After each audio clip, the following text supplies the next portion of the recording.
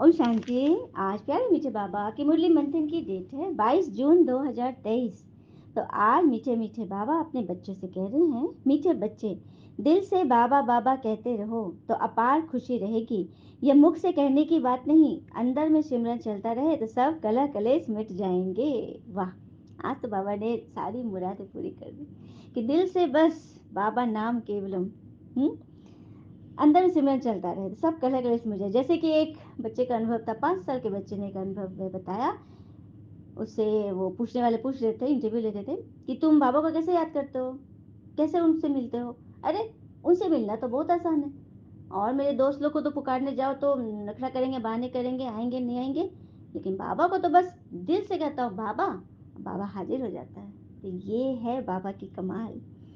और भगवान कैसे मदद करते हैं, चलिए कथा सुनते हैं। किसी नगर में सेठ जी रहते थे। उनके घर के नजदीक ही एक मंदिर था। एक रात्रि को पुजारी की कीर्तन की आवाज के कारण उसे ठीक से नींद नहीं आई।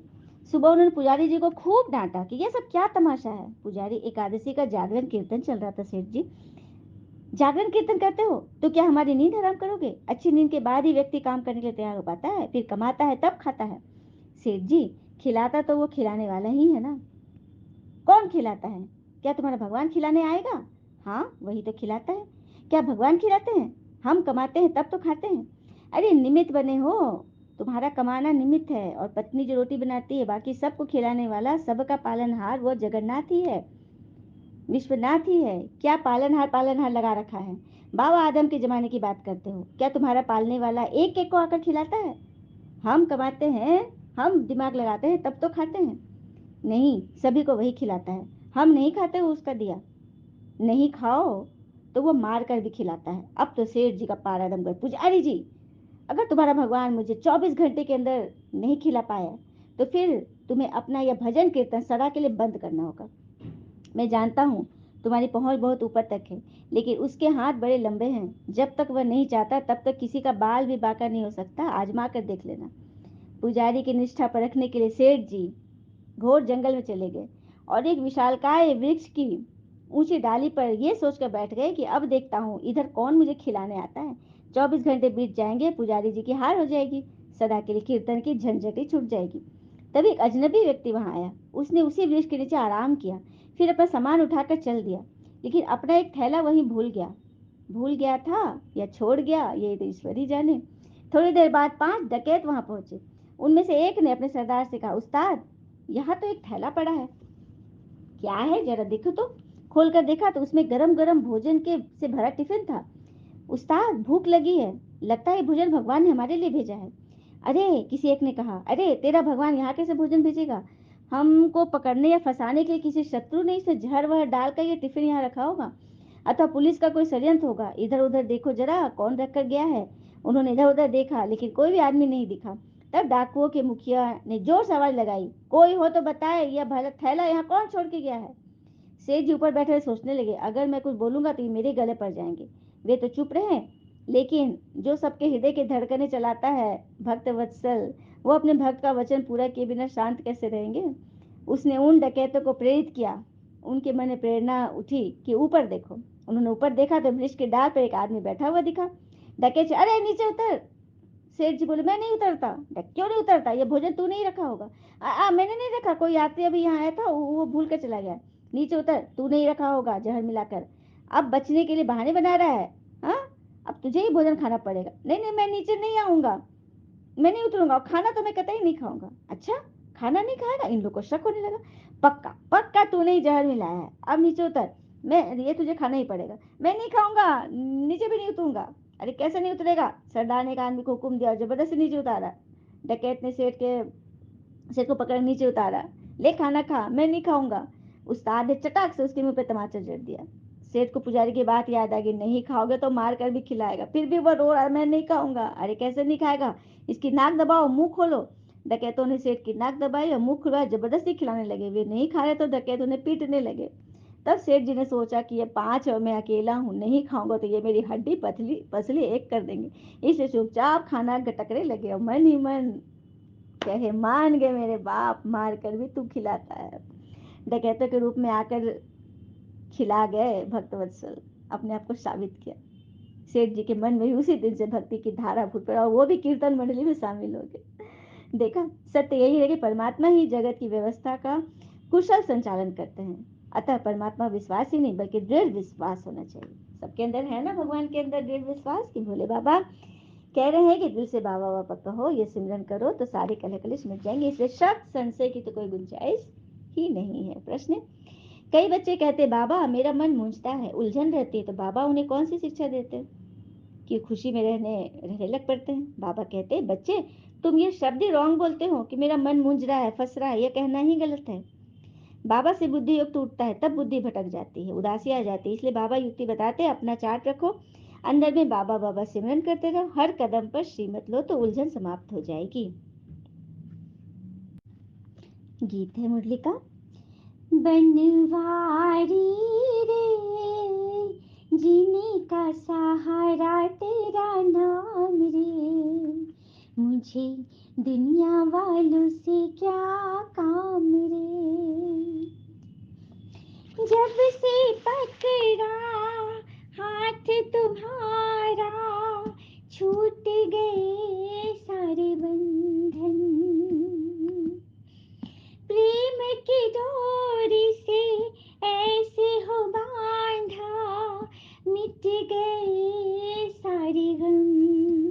हो तेरी श्रीमत से खुल गए बंद रास्ते, बनवारी रे जीने का सहारा तेरा नाम रे, मुझे दुनिया वालों से क्या काम रे, मुझे व्यर्थ में जाने का क्या काम रे।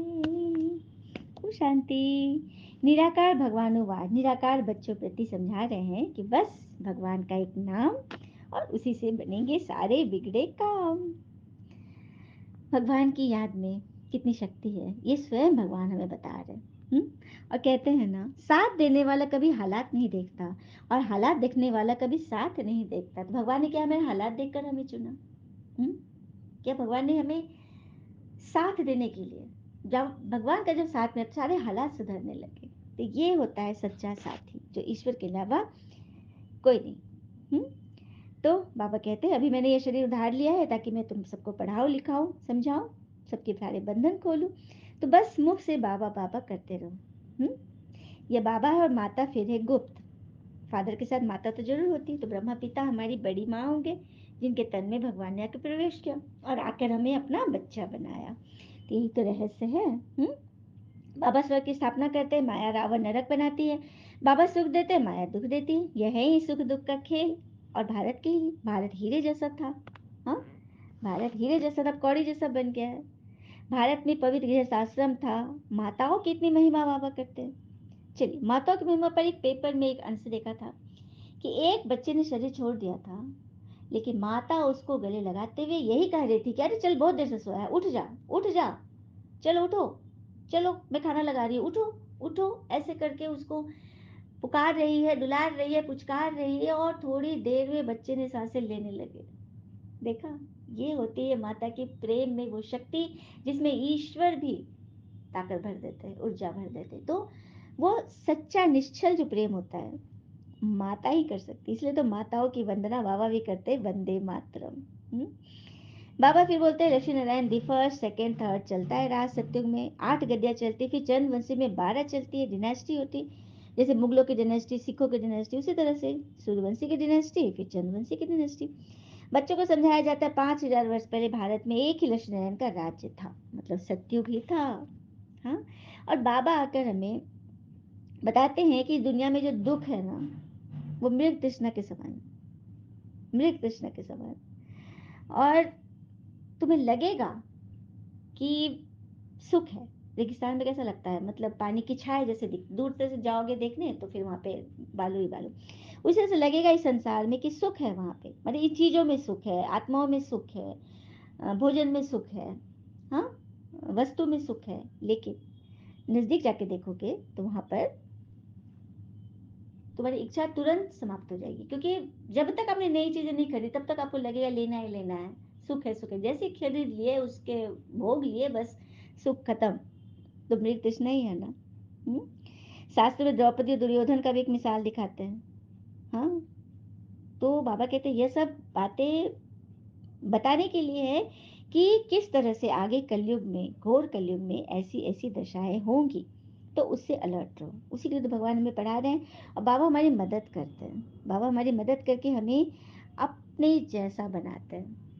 और एक बात बाबा भोजन के प्रति भी, शास्त्रों में भी लिखा है, आयुर्वेद में भी लिखा है कि भोजन नान्ते विषम वारी, वारी मतलब पानी, भोजन के अंत में पानी पीना विष है। अब चलिए, सबने ध्यान दिया हुआ कि डॉगी कैसे पानी पीता है, धीरे धीरे जीभ डाल के, धीरे। चिड़िया कैसे पानी चूसती है, थोड़ा सा होठ में डाली फिर ऊपर डाल के गट गट गट गट, तो एक ही बूंद को धीरे धीरे पीती है। कभी आपने देखा कि भोजन के साथ डॉगी पानी पी रहा है, या चिड़िया, या सबसे महामूर्ख जो जानवर होता है भैंस, भैंस भी नहीं पीता है भोजन के साथ पानी, नहीं। सुबह भोजन करेगा तो दोपहर में पानी, और रात में तो ये लोग भोजन नहीं खाते हैं। तो ये है स्वस्थ जीवन का सिद्धांत, जो कि आज मनुष्य भोजन के साथ ठंडा पानी, कोल्ड ड्रिंक, गट गट गट सब कुछ कर रहे हैं। रात में 8 9 10 की तो बातें छोड़ दो, 12 1 2 बजे तक खाते हैं। तो पशु से भी व्यर्थ जिंदगी जी रहे हैं ना। तो स्वास्थ्य तो गड़बड़ होगा ही होगा। और यही कारण है कि आज डॉक्टरों के यहाँ भीड़ लगी रहती है, अच्छे नियमों पे चलने वाला तो कोई नहीं है। हाँ, इसलिए भगवान अपने बच्चों को चुनकर हम सबको ये रास्ता सिखा रहे हैं कि भोजन भी करो तो मेरी याद से करो और मुझे मेरे साथ करो, नहीं तो फिर माया ताकतवर बन जाएगी। बाबा कहते मैं तो दाता हूँ, तुमको देने के लिए आया हूँ। तुम भी अपना सब कुछ सफल करते हो, इसलिए भविष्य के लिए अब बनाना है। अब जमा करो, जो जितना सफल करेंगे उतना उनकी बैकुंठ में बादशाही बड़ी बनेगी भाई। हाँ, जितना कमाएंगे, इतना सेवा करेंगे, उतने ज्यादा प्रजा बनाएंगे ना। हाँ, पुराने के बदले सब नया देते हैं बाबा, फर्स्ट क्लास ग्राहक है। एक हाथ दो दूसरे हाथ लो, एक कहावत है ना, सुबह का साई।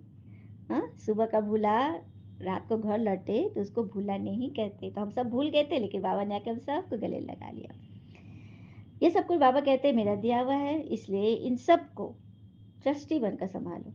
हाँ, ट्रस्टी बनकर संभालो। कोई भी काम करो तो मेरी याद में, मेरे डायरेक्शन से। अगर ज्ञान में नहीं चल सकती तो भल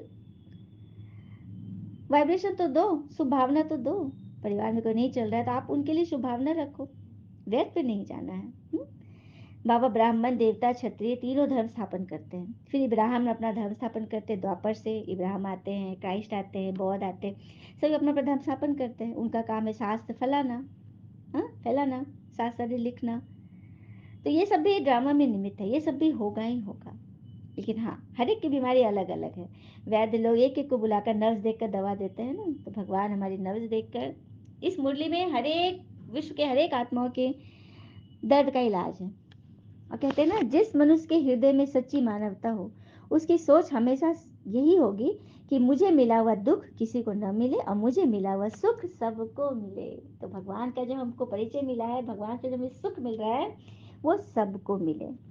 यही निश्चय, ये इसी निश्चय बुद्धि से भगवान बहुत खुश होते हैं। और निश्चय करना कि हम आत्मा है, आत्मा ही सुनती है, आत्मा ही पतित बनती है। आत्मा को निर्लेप करना ये भी झूठी बात है। सारा लेप छेप तो आत्मा ही में ही लगता है ना। हाँ, सत्युग में तो कर्म अकर्म हो जाता है, कोई विक्रम तो वहाँ होता नहीं। विक्रम कहाँ होता है, द्वापर से होते हैं। हाँ, तो विक्रम को विनाश करने के लिए योग अग्नि से विक्रम विनाश होंगे। और यही इसी अंतिम जन्म में तुम सभी का हिसाब किताब चुकतू होगा। बाबा कहते मेरे को याद नहीं करो तो माया वार करेगी। जितना हो सके याद करो, कम से कम 8 घंटा तो मेरी याद की यात्रा में रहो तो तुम पास हो जाओगे। बाबा ने बोल दिया है 24 घंटा में कम से कम 8 घंटा भी याद की यात्रा में रहोगे, हर कर्म याद से करोगे तो तुम पास हो जाओगे। तो चार्ट रखो। तूफान तब आते जब अपने को आत्मा समझ बाबा को याद नहीं करते। कब आते हैं तूफान? जब अपने को आत्मा समझ बाबा को याद नहीं करते हो, तभी तूफान आते हैं। और तूफान में भी अगर बाबा को याद करें तो वो तोहफा बन जाता है। याद से तुम्हारे शिव सारे कलेश कट जाते हैं, तुम निरोगी बन जाते हो, सीधी बात है। बाबा को भूलने से ही माया का थप्पड़ लगता है। भले गृहस्थ व्यवहार में रहो, कदम कदम बाबा से राय लेते रहो, बात करते रहो। हाँ, कई है कि घर में झगड़ा फसाद हो, पूरा समाचार नहीं देते। तो ऐसे बच्चे क्या हो गए, सौतेले मातेले बच्चे जरूर बाबा को पूरा पूरा समाचार देंगे। यहाँ तुम्हारा चेहरा हर्षित मुख होगा, तब वहां भी सदा हर्षित रहोगे। बताइए, यहाँ नींव यहाँ डालनी है, रिहर्सल यहाँ करनी है, तब ना डायरेक्ट स्टेज शो होगा सत्युग में। बिरला मंदिर में लक्ष्मी नारायण का कितना फर्स्ट क्लास चित्र है, परंतु जानते नहीं है कब आए थे। हाँ, पता ही नहीं। अभी यह भारत का राज्य कहाँ गया किसी को नहीं मालूम। ये सब हिस्ट्री ज्योग्राफी तो तुमको मालूम है। बाबा को याद करो तो खुशी का पारा चढ़ा देगा। बाबा को याद करने से बड़ी भारी कमाई है। सारी रात बाबा को याद करो, नींद को जीतने वाले बनो। गाते आए हो ना, बलिहारी जाऊं। अब कहते मैं आया हूँ तो मामे कम याद करो ना। मुझ आत्मा का बाबा वह है, उनको याद करना। इससे ममत मिट जाना चाहिए। नष्टो मोहबन, एक के साथ बुद्धि लगानी तो पक्के हो जाएंगे। मुझे अब नए घर जाना है, पुराने घर से क्या ममत रखे। नया मकान बनाया जाता है तो फिर पुराने से दिल हट जाती। बाबा कहते हैं देह सही सब कुछ भूल मुझे याद करो, आत्मा समझ मुझे याद करो। अच्छा, मीठे बच्चों प्रति भगवान की नमस्ते, हम बच्चों के भी प्यारे बाबा को नमस्ते। ढाने के लिए मुख्य सार, पहले पॉइंट, भारत को स्वर्ग बनाने की सेवा में अपना तन मन धन स्वाहा करना है। भारत को स्वर्ग बनाने की सेवा में अपना तन मन धन सब स्वाहा करना है। कैसे स्वाहा करेंगे? जब अपनी कमी कमजोरियां देखेंगे। हाँ, कहते हैं ना, when the mirror shows dirt on our face, when the mirror shows dirt on our face, we don't break the mirror, instead we clean our face. In the same way, we should not get angry with those who point out our flaws, instead we should rectify our flaws. सुना? दर्पण जब चेहरे का पर दाग दिखाता है तो हम दर्पण नहीं तोड़ते, आईना नहीं तोड़ते, बल्कि चेहरे पर लगे दाग को साफ करते। उसी प्रकार हमारी कमी बताने वाले पर क्रोध करने के बजाय हमें अपनी कमी को दूर करना है। तभी तो हम अपना सब कुछ विकार स्वाहा करेंगे। बाबा का पूरा पूरा मददगार बनना है। दूसरी पॉइंट, जितना जितना अपने विकार को स्वाहा करते जाएंगे भगवान के मददगार बनते जाएंगे। सिंपल। दूसरी पॉइंट, यहाँ हर्षित मुख रहना है, किसी भी बात में मुरझाना नहीं है। बाबा की याद से सब कलह कलेश मिटा देने हैं। वरदान, अथॉरिटी के आसन पर स्थित रह सहज योगी जीवन का अनुभव करने वाले महान आत्मा बनते हैं। अथॉरिटी के आसन पर स्थित रह सहज योगी जीवन का अनुभव करने वाले महान आत्मा भव। कबीर बाबा ने वरदान दिया था अनुभव का। अनुभवी बनो। जैसे स्पीकर की सीट सहज ले लेते हो, ऐसे सभी सब अनुभवों के अथॉरिटी का आसन लो। अथॉरिटी के आसन पर सदा स्थित रहो तो सहज योगी, सदा के योगी, स्वतः योगी बन जाएंगे। ऐसे अथॉरिटी वालों के आगे माया झुकेगी न कि झुकाएगी। सुना?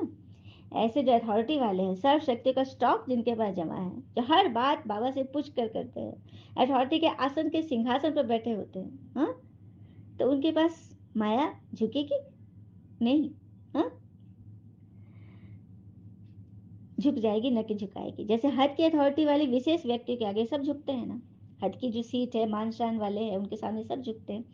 अथॉरिटी की महानता सबको झुकाती है, सीट की महानता है। आज मोदी जी के आगे सभी झुकते हैं। ऐसे आप महान आत्मा अनुभवों के अथॉरिटी में रहो तो सब आपके आगे झुकेंगे। जितना अनुभव के अथॉरिटी में रहो, भगवान से कनेक्शन रहो, उतना आप सबके प्रिय हो जाओगे। स्लोगन, सदा खुश रहना, खुशी का खजाना बांटना और सब में खुशी की लहर फैलाना, यही श्रेष्ठ सेवा है। सदा खुश रहना, खुशी का खजाना बांटना और सब में खुशी की लहर फैलाना, यही श्रेष्ठ सेवा है। तो सदा खुश रहो। गीत था ना बहुत सुंदर। सदा खुश रहो, मुस्कुराते रहो, खजाना खुशी का लुटाते रहो। सदा खुश रहो। किसी ने कहा किसने क्या कर दिया, खुशी खो गई जानो कब सब खो दिया। हर बात में सबका कल्याण है, हर बात में सबका कल्याण है। ये खुशियाँ सभी पे लुटाते रहो।